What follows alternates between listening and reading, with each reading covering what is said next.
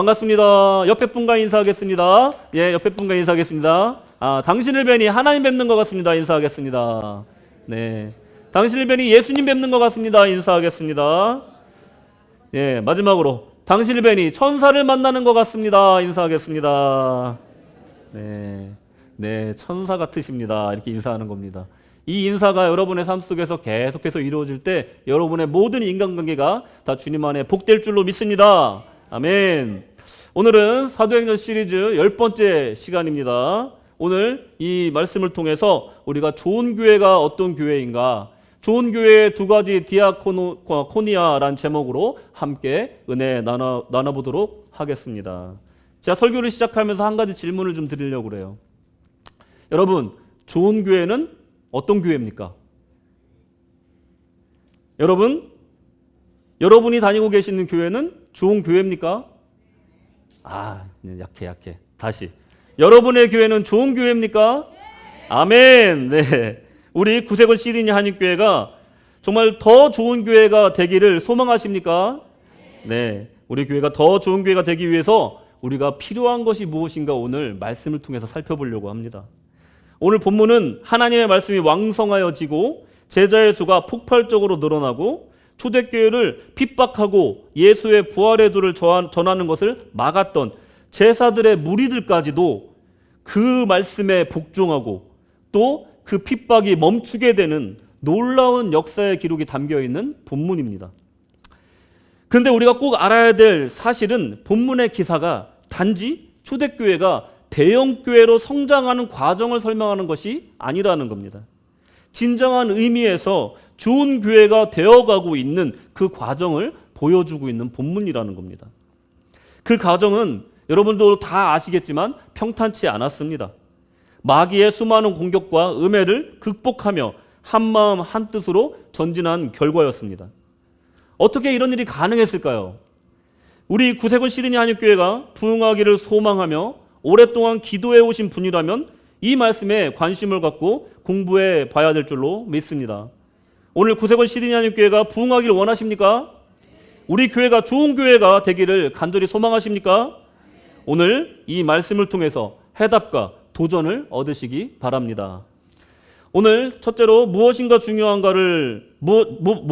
중요한가를 알게 해준 갈등, 두 번째로 함께 해결하는 성령의 공동체 교회, 그리고 세 번째로 좋은 교회에 나타나는 일들이라는 제목으로 세 가지 주제로 여러분께 말씀 나누도록 하겠습니다. 첫째로 무엇이 중요한가를 알게 해준 갈등. 여러분, 역사적 기록에 의하면 초대교회 처음에는 1,000명에 불과하던 숫자였습니다.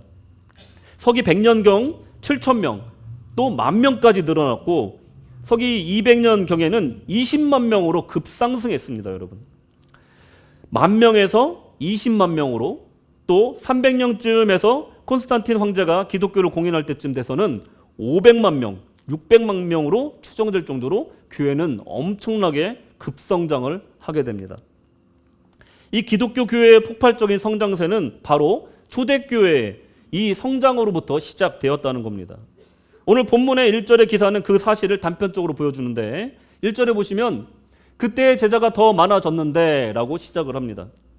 초대교회의 성장세는 그야말로 폭발적이었습니다. 그런데 이 부흥은 수많은 외부적인 핍박과 내부적인 갈등을 이겨낸 결과라는 겁니다.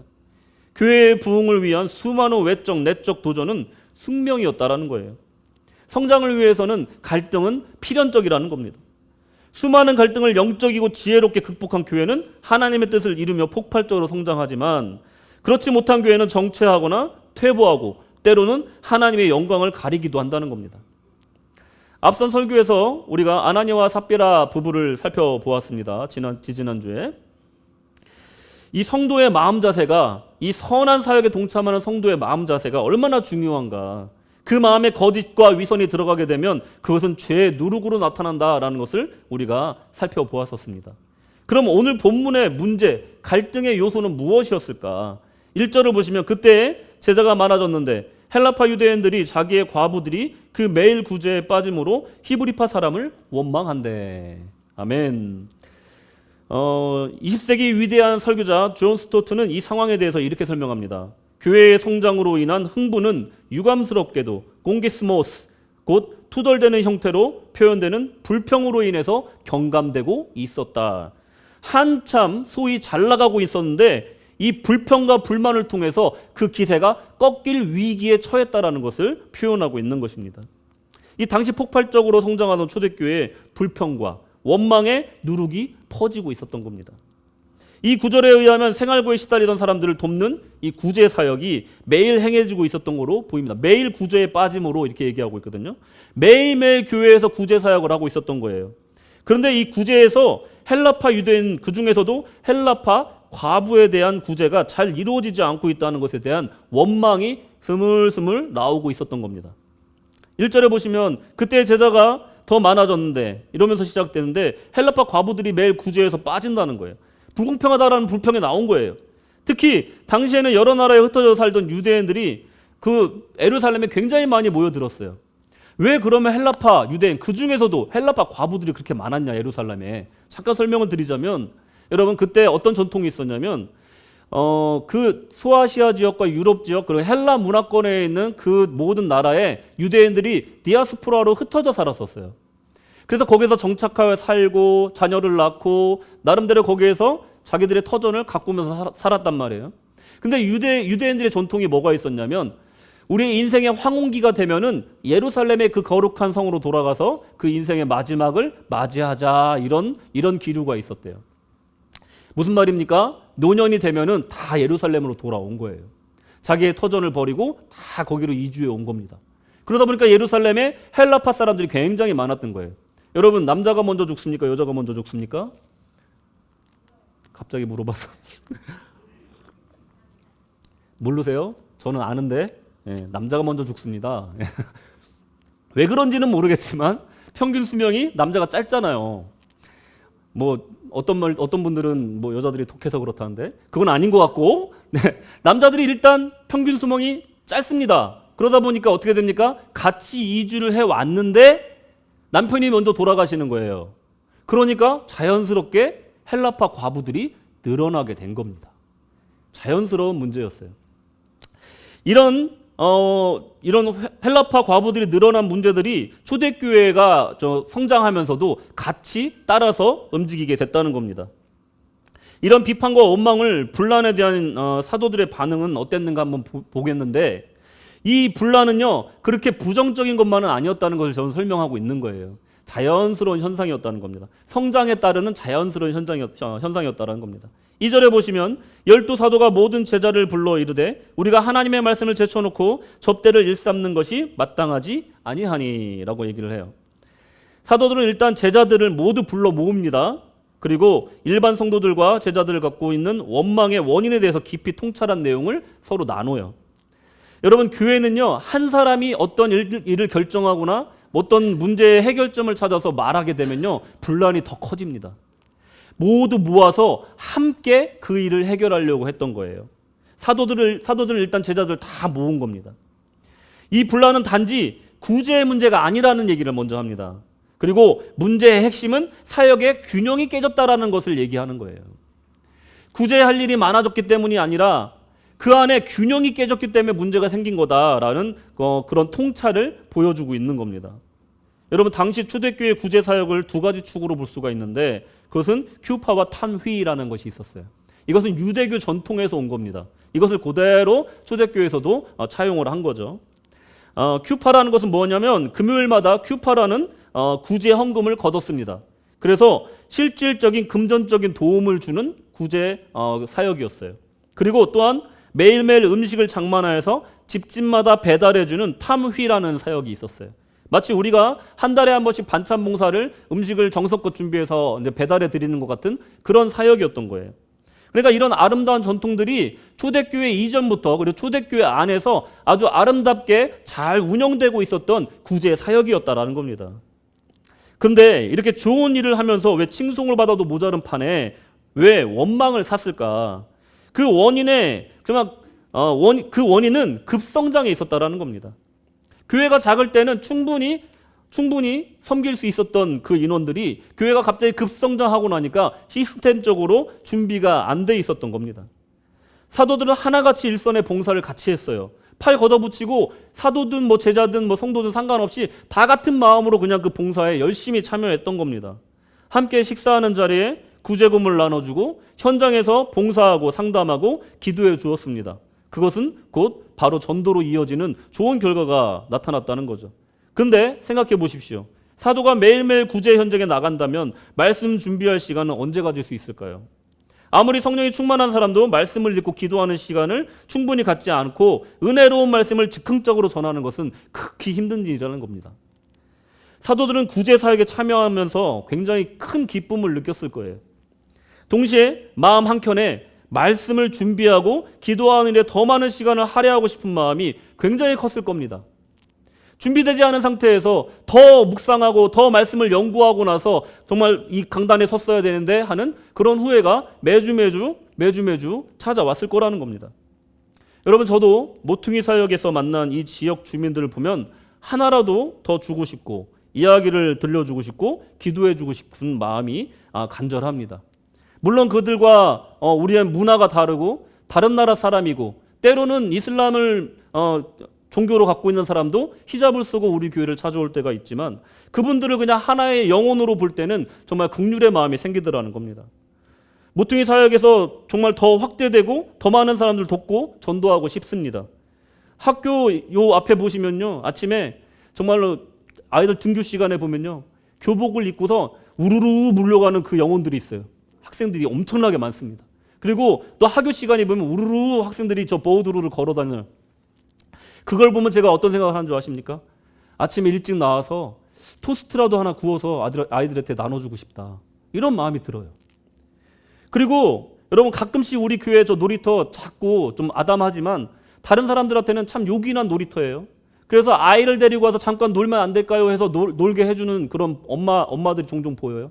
그럴 때면 어떤 생각이 드냐면, 정말 이게 프레이 그룹을 하나 만들어가지고 정말 그 메인리 뮤직이라고 좋은 프로그램이 있어요. 노래하고 춤추면서 중간중간에 찬양을 넣어서 정말 모름직하게 이렇게 전도하는 그런 프로그램이 있거든요.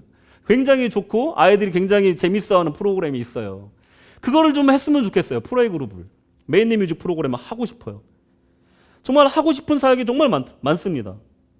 그런데 하지만 저는 그 마음을 누릅니다. 왜냐하면 말씀과 기도에 전념하고 싶기 때문입니다. 목회자들 모임에도 정말 자주 참여하고 싶습니다. 근데 저는 웬만하면 목회자 모임에도 안 가려고 노력을 해요. 그리고 또 웬만한 사적인 모임에도 되도록이면 꼭 필요하지 않으면 참여하지 못하는 경우가 많이 있습니다. 왜냐하면 말씀과 기도에 전념할 시간도 부족하기 때문에 그래요. 내가 기뻐 참여하는 사역에 모두 참여하면 얼마나 좋겠습니까? 하지만 우리는 소명에 따라 맡겨진 사역에 전념해야 된다는 거예요. 저에게 맡겨진 소명은 말씀을 전하는 것이고 기도하는 일이기 때문에 그렇습니다. 과거 교회에서 너무 많은 일을 맡았던 사람들 지금 다 어디 갔습니까? 우리 교회에서 나름대로 여러 가지 일을 맡아서 충성되게 일했던 그 일꾼들 지금 다 어디 갔습니까? 처음부터 많은 일을 하는 것이 충성이라고 착각하는 사람들이 있습니다. 많은 일을 하는 것이 충성이 아니라 한 가지 작은 일이라도 끝까지 해내는 것이 충성이라는 것을 우리가 잊으면 안 된다는 겁니다.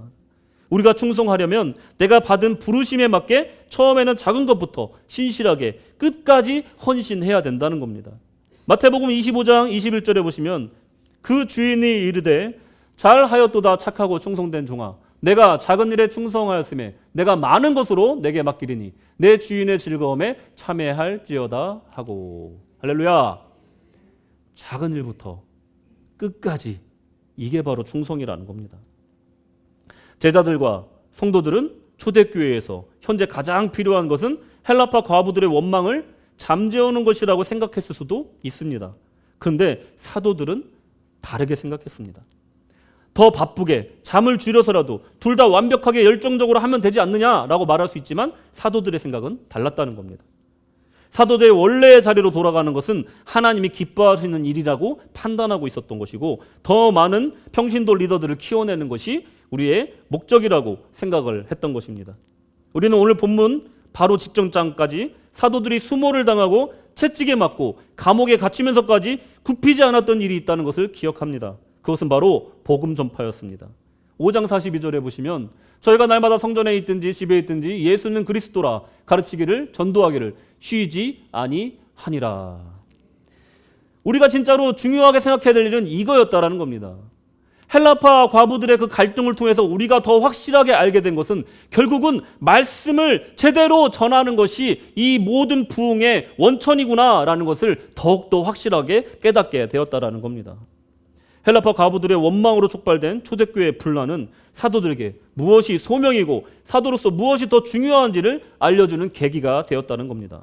그리고 성도들에게, 제자들에게는 내가 이제 더 나서야겠구나, 이제 주님의 일에 더욱더 열심을 내야겠구나 하는 열정을 더욱더 부어주는 계기가 되었다는 겁니다. 이것이 강한 교회와 약한 교회의 차이점이라는 거예요. 분란이 생기면요, 약한 교회는 그 분란 때문에 무너져요. 그렇지만 하나님의 뜻 가운데 있는 강한 교회는 분란을 통해서 더 단단해지고 더 부흥의 길로 나아간다는 겁니다.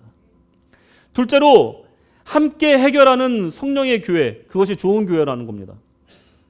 사도들은 당시 교회의 평신도 리더들인 제자들을 불러 모읍니다.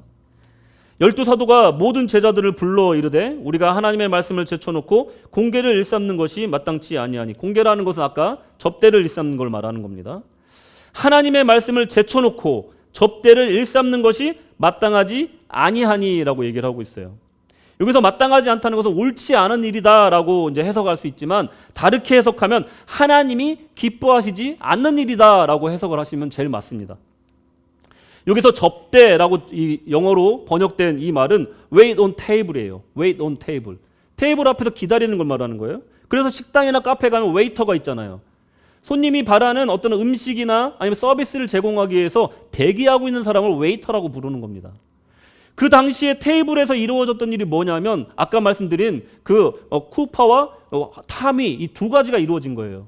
금전적인 도움과 그리고 음식을 나눠주는 일, 이 두 가지가 이루어지는 것이 바로 테이블이었어요. 거기에 빠짐없이 사도들도 참여하고 있었다는 것을 의미하는 말이 저 말입니다. 성실하게 그리고 열심을 다해서 기쁨으로 이 사역에 참여하고 있었다는 거예요. 그런데 상대적으로 말씀을 준비하는 시간이 점점 줄어가고 있었다는 겁니다. 여러분, 사도들의 말씀과 기도의 시간이 부족하면 구제 사역을 줄이면 되지 않는가 반문할 수도 있습니다. 이 문제는 초대교회부터 지금까지 끊임없이 갈등의 원인이 되어왔고, 이것은 교회에 이루어지는 사역의 본질적인 갈등이었습니다. 덥네요. 잠시만요.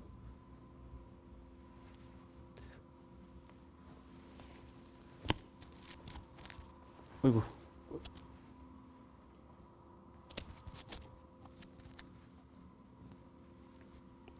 이 본문에서는 이 디아코니아라는 단어, 이 사역이라는 단어가 두 번 사용이 되는데요. 1절에서 구제 사역을 이제 우리는 번역을 했잖아요. 근데 헬라어 원문에 보시면 구제 사역이라는 말이 없고 그냥 디아코니아로 씁니다. 그러니까 구제 사역 자체가 사역이었던 거예요. 근데 4절에는 말씀 사역이라는 이런 표현이 나오는데, 말씀 사역, 그 로고스 디아코니아 이렇게 된 거예요. 그러니까 사역은 다 똑같은 사역이라고 표현하고 있는 거예요. 무슨 말입니까? 구제 사역이든 말씀 사역이든 동전의 양면이라는 겁니다. 구제 사역 때문에 말씀 사역이 지장이 생기니 구제 사역을 줄입시다. 아니면 구제 사역이 정말로 말씀 사역이 부족하니 구제 사역을 줄입시다라고 말하고 반대로도 말할 수 있다라는 거예요. 근데 이것은요, 우리 사역을 나눌 수가 없다는 개념에서 볼 때는 뭐냐면, 예배를 드렸으면 합당한 거룩한 삶을 살아야 되는 거잖아요. 동전의 양면인 거예요. 예배만 드리는 사람은 진정한 신앙이라고 할 수 없잖아요. 예배를 드렸으면 그 예배를 통해서 받은 은혜를 가지고 진정한 실천의 삶을 살아야 되는 겁니다. 말씀을 듣고 은혜를 받았다면 삶의 실천으로 나타나야 되는 거예요. 그게 바로 진정한 신앙의 모습 아니겠습니까? 초대교회는 성령의 충만함이 구제 사역으로 이어졌어요. 성령의 충만함이 구제 사역으로 이어졌어요. 그것이 전도로 이어진 거예요. 또 그것이 또 말씀의 성령의 충만함으로 이어지고, 또 다시 또 그것이 구제 사역으로 이어지고, 또 전도로 이어지고, 이런 영적인 사이클이 잘 돌고 있었다라는 겁니다. 이것을 나눌 수가 없다라는 거예요. 그렇다면 왜 사도들은 접대에 일삼는 것을 마땅하지 않다라고 말했을까? 여기서 마땅치 않다는 것은 그거예요. 하나님이 기뻐하시지 않는다는 거예요. 목회자가 먼저 섬기는 자리에 나가는 것은요, 아주 보기 좋은 일입니다. 당연히 목회자도 교회 청소하고 커피 타고 설거지 할 수 있습니다. 아니, 해야 됩니다. 그런데 초대교회 상황은 조금 달랐다는 거예요. 구제 사역에도 사람이 부족하고 그리고 말씀 사역에도 충분한 시간이 없는 상황이었다는 거예요. 양쪽이 다 부족한 상황이었다는 겁니다. 목회자가 없이는 아무것도 돌아가지 않는 그런 상황이었다는 거예요. 오히려 구제 사역은 평신도 리더들이 맡아서 더 열심히 수행해야 되는, 또 사도들은 사도들의 자리에 돌아가서 그 말씀에 전념해야 되는 것인데 그것이 정상화되지 않고 균형이 깨진 상태였다는 것을 의미하고 있는 것입니다. 사도들은 해결책을 제시합니다. 그것은 구제 사역을 책임질 7 집사를 세우는 것이었습니다. 교회에 처음으로 집사라는 직분이 생기는 역사적인 구절입니다. 교회의 집사라는 처음으로 언급되는 구절이 이 구절인 거예요. 6장 3절, 형제들아 너희 가운데 성령과 지혜가 충만하여 칭찬 듣는 사람 7을 택하라. 우리가 이 일을 저에게 맡기고. 7 집사의 조건으로 성령 충만과 지혜를 들었습니다. 구제 사역을 리드하기 위해서는 노하우가 필요해요. 그것은 바로 지혜입니다. 지혜. 어떤 사무 능력이나 아니면 긍휼함, 그리고 동정심 같은 것이 있어야 돼요. 사람들을 환대할 수 있는 그런 인격도 있어야 됩니다. 바나바처럼 위로할 줄 아는 그런 능력도 있어야 돼요. 구제 사역에는 이런 능력들이 필요한데 지혜가 필요하다는 겁니다. 더 필요한 것이 있었는데 그것은 바로 성령 충만함이었다는 겁니다. 여러분, 복지기관 같은 데 사람 뽑을 때 어떤 기준으로 사람을 뽑습니까? 구제에는 어떤 기준으로 사람을 뽑아요? 바로 동정심이나 아니면 사무 능력, 이런 것들 지혜만 보고 사람을 뽑습니다. 근데 구제 사역에서 필요한 것은 성령의 충만함이 더 필요하다는 거예요. 왜 그렇습니까? 우리는 복지기관이 아니기 때문에 그래요. 그저 그들에게 필요한 것들을 채워주는 것을 끝나는 것이 구제 사역이 아니라는 것입니다. 성령의 충만함이 필요한 이유는 단지 복지를 제공하는 것이 목적이 아니고 단지 자선을 베푸는 수준이 아니라 복음 전파를 위한 사역이기 때문에 그렇습니다. 이 도움을 받으러 온 그들의 마음을 헤아리고 환대하고 친절하게 대함과 동시에 기회를 봐서 기도해주고 복음을 제시해주는 거기까지 나아가야지 구제 사역이 되는 것이기 때문에 성령의 충만함은 필수였다라는 겁니다. 이런 일들이 목회자가 아닌 평신도 리더를 중심으로 해서 이루어지는 교회를 지향했던 것이 이 초대교회의 결정이었습니다. 평신도 리더들이 사관이 하던 일을 이어받아야 한다는 겁니다. 영적인 사역을 할 수 있을 정도로 올라와야 된다는 겁니다. 우리 교회는 좀 더 영적인 부분에서 일어나야 된다고 생각을 합니다. 사관만 기도해 주는 것이 아니라, 사관만 리더가 아니라 부교님들이 먼저 나서서 아프신 분들을 찾아가고 그분들의 어려운 일을 당한 분들을 위해서 찾아가고 기도해 주는 그런 교회 리더로서의 역할을 이제 실행을 더 열심히 해주시기를 부탁드립니다. 교회의 한 축이 온전히 서기 위해서는 평신도 사역자들의 이 영적인 그런 리더적인 모습들이 이제 성령의 충만함을 통해서 세워져 나가야 된다는 겁니다. 사도들은 자신들은 기도와 말씀 사역에 힘쓰겠다고 선언을 합니다. 4절에 우리는 오로지 기도하는 일과 말씀 사역에 힘쓰리라 하니 가장 훌륭한 해결 방법을 제시한 거예요. 왜냐하면 말씀 사역과 구제 사역 모두 하나님이 기뻐하는 동등한 디아코니아였기 때문에 그 모두를 지키기 위해서는 이 결정이 가장 좋은 결정이었다라는 겁니다. 집사들을 세워 구제 사역을 더 체계적으로 소외되는 사람 없이 꼼꼼히 챙기고 매일매일 신실하게 책임질 7 집사를 세웠던 것은 그 이유에서였습니다. 사도들은 본래 사명에 따라 교회의 근본이 되는 말씀과 기도에 전념하게 되면서 각자 받은 사명에 따라 더 집중할 수 있었습니다. 초대교회는 다시 본 궤도에 복귀하게 된 것입니다. 이제 혼란은 끝난 거예요. 여러분, 교회가요, 문제가 없을 수가 없습니다. 각자 의견이 다 달라요. 근데 교회가 이 문제를 해결하며 가는 방식은 결국 자신의 소명을 찾아 각자 자리에서 성장하고 헌신하면 된다는 겁니다. 또한 그 문제 해결을 위해서 힘과 지혜를 합치는 사람은 진정한 교회의 일원이라고 말할 수가 있다는 겁니다. 초대교회 제자들은, 성도들은 사도들의 결정에 한마음으로 기뻐하며 따랐습니다. 사도들은 7명의 집사를 고르는 일에 성도들에게 전적으로 맡깁니다.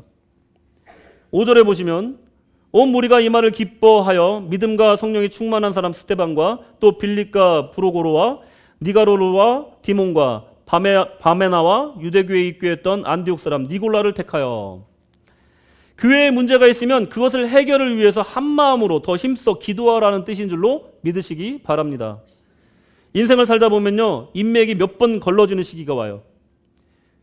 교회가 어려울 때도 마찬가지라는 겁니다. 교회가 어려울 때 진정한 성도가 드러난다는 겁니다. 교회는 부흥하고 규모는 점점 커가는데 일꾼은 나오지 않으면 목회자 입장에서는 굉장히 애가 탑니다.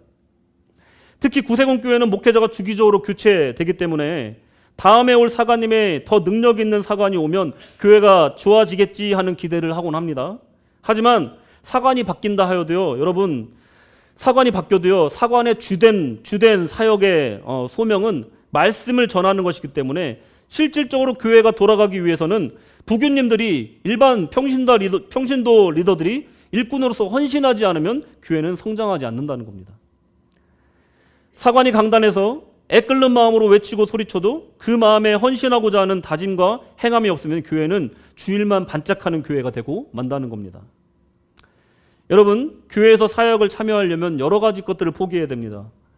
교회에 온다는 것은 사실은 많은 것들을 손해보는 일이에요. 부담도 됩니다. 근데 그거 아십니까? 저도 말씀을 준비하는 것이 굉장히 부담이 됩니다. 지난주에 우리 김종명 사관님께서 설교하실 때 굉장히 공감을 했는데, 제가 사관이 되고 나서 사실 걱정이 없어졌어요. 머리가 그냥 단순해졌거든요. 무엇이 풍성해져서가 아니고 그냥 없으면 없는 대로 살게 되고요. 그리고 별로 걱정이 안 돼요. 그냥 하나님께서 채워주시겠지. 내가 하나님 일을 하는데 그거로 만족하지 하는 생각을 하게 됩니다. 근데요, 제 유일한 고민이 하나가 있어요. 그 설교예요, 설교. 일주일 내내 골머리를 썩는 게 바로 설교입니다. 내가 이번 주에도 은혜를 끼쳐야 되고 하나님의 말씀을 정확히 전달해야 되는데 내가 내 생각을 전하면 어떡하지? 나의 주장을 전하면 어떡하지? 기도하는 제목의 대부분이 이거예요. 그래서 너무 두렵고 떨리는 마음으로 항상 이 강단에 서기 직전까지도, 오늘 새벽까지도 설교를 위해서 기도하고 또 고치고 또 고칩니다. 내 생각인 건 지워버립니다. 이 말씀이 굉장히 부담스럽고 힘든데 최소한 한 편의 설교를 쓰기 위해서는 제가 책을 5권에서 7권은 봐야 돼요. 그래야지만이 거기서 더 풍성하게 묵상이 나오고 또 준비가 된다라고 생각을 합니다. 그러다가도 어느 날은 토요일 날 오후에 원고를 다 찢어버리고 또 다시 쓰는 경우도 있습니다. 기도하다가 이것이 너무 교만한 얘기고 누군가의 상처가 줄 것 같고 하나님 뜻이 아니라고 느껴졌을 때 원고를 찢어버린 경우가 한두 번이 아니라는 겁니다, 여러분. 이것만큼 부담스럽고 힘든 일이 없다라고 저는 생각을 합니다. 아마 제가 목회 사역이 끝나는 그날까지 이 부담은 계속 갈 거라고 생각을 해요. 그런데요, 여러분, 한편으로 참으로 영광스러운, 너무 즐거운 일이라고 저는 생각을 합니다. 생각지도 않았던 말씀의 해석을 발견하면요, 욥이 말한 것처럼 깊은 땅 밑에서 보석을 캐낸 광부의 마음처럼 기뻐요. 어떻게 이런 말씀을 저에게 주셨을까? 너무 감사해서 그 자리에서 무릎 꿇고 기도한 적이 몇 번 있습니다. 여러분, 주님 앞에 헌신한다는 일은 이런 거예요. 제가 말씀을 부담스럽게 여기면서도 이 말씀을 즐거운 마음으로 감당하는 것처럼 평신도 리더들도 마찬가지로 그 사역과 그 모든 교회의 모든 주님의 일을 부담스럽지만 기쁨으로 감당할 때 교회가 굴러가고 주님 안에 부흥하고 우리 삶 가운데 축복이 있을 줄로 믿습니다. 이것이 바로 교회가 정말로 주님 안에서 성장하는 비결입니다. 함께 동역하고 합력하는 것. 세 번째로 좋은 교회에 나타나는 일입니다. 로마서 8장 28절, 우리가 알거니와 하나님을 사랑하는 자 곧 그의 뜻대로 부르심을 입은 자들에게는 모든 것이 합력하여 선을 이루느니라. 아멘. 합력하여 선을 이루는데 어떤 자들에게요? 부르심을 입은 자들, 소명이 있는 사람들에게 합력하여 선을 이룬다는 거예요. 갈등이 있어요. 분란이 있어요. 내 생각과 다를 수 있어요. 근데 소명으로 생각해 보니까 예수님 바라보게 되더라고. 또 그 한 길로 가게 되더라는 겁니다. 우리가 모두 각자의 부르심에 따라 협력하여 합력한다면 찾아오는 선한 결과가 몇 가지 있는데, 사도들은 여러분 한번 생각해 보십시오. 사도들이 제자리로 돌아갔어요. 그 사람들이 원래 해야 될 일을 지금 이제 열중하게 되었다라는 거예요. 사도들이 어떤 사람들입니까, 여러분? 생각해 보십시오. 예수님과 동고동락한 사람들이에요. 예수님을 가장 지근거리에서 만난 사람들입니다. 예수님의 십자가와 또 부활 그리고 승천을 직접 경험한 사람들입니다. 거기다 성령의 충만함을 받았죠. 성령을 통해서 거듭난 사람들입니다. 죽음이 두렵지 않은 일당백의 복음의 증인들이었어요. 이들이 테이블 앞에 서 있는 게 맞을까요? 아니면 말씀 앞에 서 있는 게 맞을까요?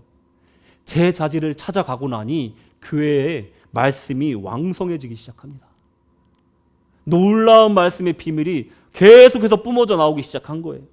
그 말씀을 듣는 성도들은 은혜 받고 감화 감동 받아서 성령에 충만하여지니까 사역으로 나아갈 때 그들을 한 명 한 명 변화시키는 복음의 증인들이 되더라는 거예요.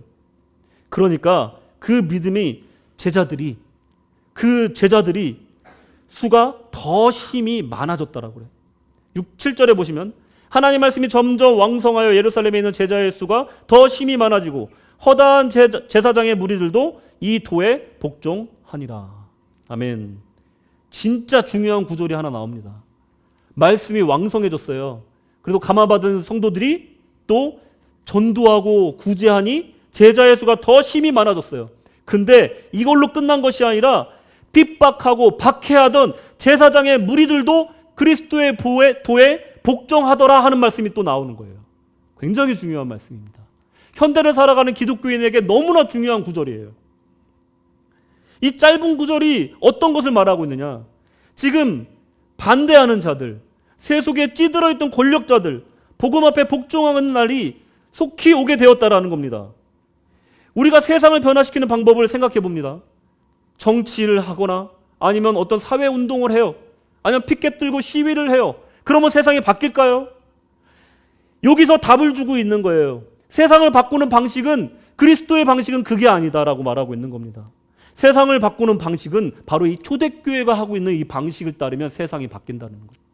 심지어 우리를 박해하고 반대하는 사람조차도 예수 그리스도께로 인도할 수 있는 방법이 여기 있다라고 말하고 있는 겁니다.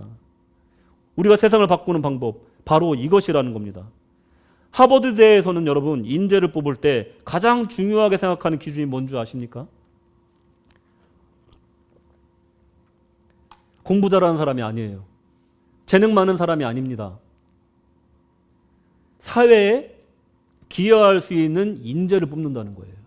공부 조금 못해도 내가 졸업하고 나서 이 사회에 어떻게 기여를 하겠다라는 계획이 확실한 사람은 조금 부족해도 뽑아준다는 거예요. 졸업이 어려워서 그렇지 뽑아는 준다는 거예요, 여러분. 여러분, 우리는요 창밖을 보면은 수많은 신호등을 볼 수가 있습니다. 운전하고 가다 보면 신호등이 많이 보이잖아요. 한국 기준으로 신호등 하나 설치하는데 1,000만 원이 든대요. 어떤 교통체계나 카메라 같은 경우는 뭐 몇천만 원 또는 억에 가까운 돈을 들여야지만이 설치가 가능하대요. 이런 인프라들이. 여러분, 또 방파제에 이게 막 쌓아져 있는 삼각형으로 되어 있는 트라이포트라는 게 있습니다. 그거를 막 수백 개를 쌓아야지 방파제가 되는 거예요. 그거 하나 만드는데 거의 1,000만 원이 든답니다. 어떤 사람들은 내가 세금 내고 또 내가 사회에 공헌했고 난 군대까지 갔다 왔으니 사회에 기여할 것이 없다 할 만큼 했다라고 생각할지 모르겠지만 우리가 사회에서 누리고 있는 혜택들은요 우리가 내는 세금에 턱없이 부족합니다. 우리가 누리고 있는 것은요 우리가 같이 이 사회를 이루고 있는 사람들의 노력과 헌신을 통해서 정말 누리고 있는 것들이 정말로 많다라는 거예요.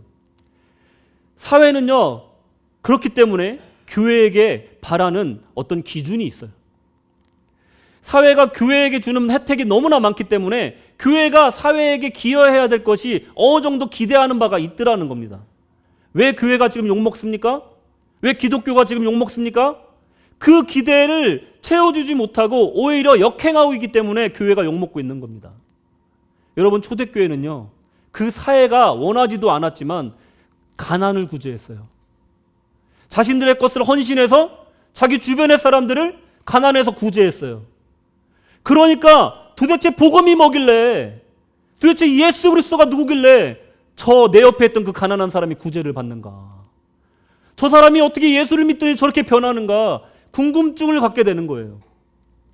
그렇게 철옹성같이 딱딱하고 정말 강력해 보이던 여리고성 같던 그 편견과 세상의 손가락질과 핍박이 이 조그만 선한 행실들을 통해서 조금씩 금이 가고 있더라는 겁니다. 그 사이로 복음이 들어가고 있었더라는 거예요. 그러더니 그 박해하던 제사장의 무리들이 그 그리스도의 도 앞에 무릎 꿇게 되는 역사가 일어난 줄로 믿으시기 바랍니다. 이 역사가 우리에게 시사하는 바는 바로 세상은 이렇게 변화시키는 거라는 겁니다. 좋은 교회가 바로 이런 교회라는 겁니다. 우리끼리 예배 잘 드리는 교회가 좋은 교회일 수 있겠지만 더 나아가서 하나님이 기뻐하시는 좋은 교회는 바로 이런 교회라는 것을 우리가 생각해야 된다는 겁니다. 여러분, 초대교회는 정말로 이런 일을 통해서 복음이 더욱더 폭발적으로 일어났습니다. 이것은 단지 어떤 국률사역의 문제가 아니고 단지 자선사업의 문제가 아니라는 거예요. 이것을 통해서 영혼 하나하나를 변화시켜 나가는 하나님의 능력을 나타내는 방식이었다는 겁니다. 우리 교회는요, 참 받은 것이 많은 축복받은 교회입니다. 지난주 우리 김종명 사관님께서 제 옆에 앉아서 예배를 드리면서 사관님 정말로 이렇게 악대가 훌륭하게 자리를 잡고 있고 찬양팀이 은혜로운 찬양을 인도하면서 이렇게 성도님들이 뜨겁게 기도하고 찬양하는 교회는 요즘 시대에 찾기 힘듭니다. 정말 부럽습니다. 이렇게 얘기하는 걸 제가 들었어요. 저도 정말로 100% 공감합니다. 우리 교회는 또 교회 학교를 사이즈를 보면 작은 사이즈가 아닙니다. 어린아이들이 굉장히 많은 교회예요. 하지만 우리 교회가 오랜 시간 동안 과도기에 머물고 있다는 것은 사실입니다, 여러분. 정체되어 있어요. 교회 규모에 비해서 일꾼이 턱없이 부족한 상황입니다. 이것은 단지 연약한 목회자가 볼멘 소리를 하는 게 아닙니다. 이것은 단지 제가 연약하여서 여러분한테 사정하는 게 아니에요. 교회의 생명력에 대한 엄중한 경고의 메시지라는 것을 여러분이 깨달아 알으셔야 됩니다. 교육 파트와 구제 파트는 목회자의 직접적인 관여가 없이는 독립적으로 운영되지 않는 상황입니다, 지금. 새로운 사역을 기획하거나 기존의 사역을 확장시키는 것도 염두를 못 내는 상황입니다. 우리 교회야말로 초대교회의 성령에 충만한 지혜가 충만한 이 7집사가 일어나야 될 때입니다. 여러분들이 바로 그 7집사가 되어야 됩니다. 오늘 능력과 지혜가 부족하다면 성령님께 충만함을 달라고 기도하시기 바랍니다. 오늘 지혜가 부족하다면 배우고자 하는 마음을 달라고 기도하시기 바랍니다. 나의 부르심이 무엇인지 여러분 성찰해 보시고 내가 이 교회를 위하여 하나님의 나라를 위하여서 어떤 것을 봉사해야 될지 생각해 보시고 주님 안에서 헌신하시고 또 그 헌신이 충만하고 복이 넘쳐나는 그런 신앙생활을 하시기를 주님의 이름으로 축원합니다. 잠시 기도하겠습니다. 이 시간 다 같이 기도하겠는데요. 하나님, 내가 여기 있사옵나이다.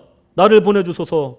하나님, 내가 이 교회를 위하여 하나님의 몸된 교회를 위하여 어떤 일로 봉사할까요? 하나님, 알게 하여 주시옵소서. 나의 소명을 깨닫게 하여 주시옵소서. 이 시간 내가 그 7집사가 되게 하여 주시옵소서. 이 시간 주님 앞에 정말 묻고 또한 성찰하며 주님께 매달리는 시간 갖도록 하겠습니다. 이 시간 주여 한번 외치고 함께 기도하도록 하겠습니다. 주여! 하나님 아버지, 주님 보내주시옵소서. 하나님 7집사를 세워주시오. 이 교회가 이제 주님 안에서 성장의 길로, 부흥의 길로 정말 이 지역에 있는 모든 사람들을 주님께로 인도하는 그 사역 가운데로 하나님 나아가게 하여 주시옵소서. 나는 아니다 말하지 말게 하시고 성령의 충만함을 주시옵시고 지혜를 주시옵소서. 일으켜 세워 주시옵소서. 헌신하게 하여 주시옵소서. 아버지 앞에 서게 하여 주시옵소서. 하나님께 헌신하는 귀한 생명들이 나타나게 하여 주시고 목회자는 주님 안의 말씀에 열심을 내어 전념하게 하여 주시옵시고 하나님의 성령의 역사에 순응하며 순종하며 나아가는 교회 되게 도와주시고 인도하시고 역사하여 주시옵소서. 예배로서만이 끝나는 삶이 아니라 이제 주님 안에 온전히 서는 귀한 사명에서 정말 두 가지 사명 가운데 하나님 디아코노스 가운데 하나님 나아가게 도와주시고 인도하여 주시옵소서. 하나님 겸손하게 무릎 꿇게 하여 주시옵소서. 겸손하게 무릎 꿇게 하여 주시옵소서. 아버지 앞에 엎드려지게 하여 주시옵소서. 하나님 주의 일꾼을 세워 주시옵소서. 아버지 하나님 주여 역사하여 주시옵소서. 주여 내가 여기 있나이다. 나를 보내주시옵소서. 나를 써주시옵소서.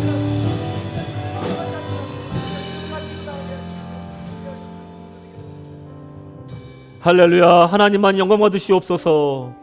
우리 아버지만이 영광 받으시옵소서. 우리가 먹고 마시는 모든 일들이 하나님의 영광이 되기를 원합니다. 하나님, 우리의 부족함 때문에, 우리의 죄악됨 때문에 하나님의 영광이 가려지는 절대로 일어나지 말게 하여 주시옵소서. 이 교회가 주님의 영광이 되는 교회가 되길 원합니다. 칭찬받는 교회가 되기를 원합니다. 하나님, 적은 능력으로도 주님을 배신하지 아니하고 충성한 교회가 되기를 원합니다. 하나님, 이 시대가 너무도 악하여서 성도들도 주님 앞에 헌신하는 것을 두려워하고 주저합니다. 하나님, 일곱 집사가 되게 하여 주시옵소서.